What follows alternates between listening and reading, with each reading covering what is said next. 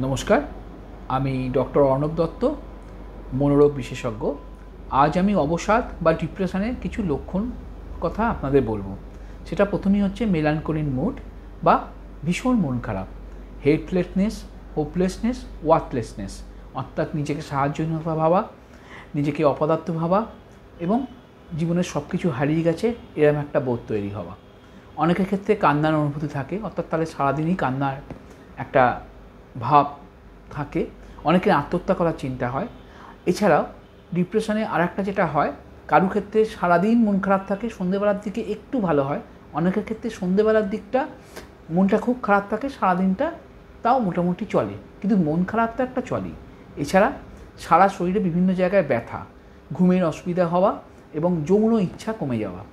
এই কতগুলো সাধারণ বিষয় যদি আপনি দেখেন অন্তত 4 সপ্তাহ ধরে, তাহলে আপনি মোটামুটি ধরতেই পারেন যে আপনার কিন্তু অবসাদ আপনাকে গ্রাস করছে। এর জন্য আপনি কী করে বেরোবেন, তার জন্য আমার আর একটা বড় ভিডিও ফলো করতে হবে, তবে আপনি জানতে পারবেন যে এখান থেকে বেরোবার রাস্তা কোথায়। নমস্কার।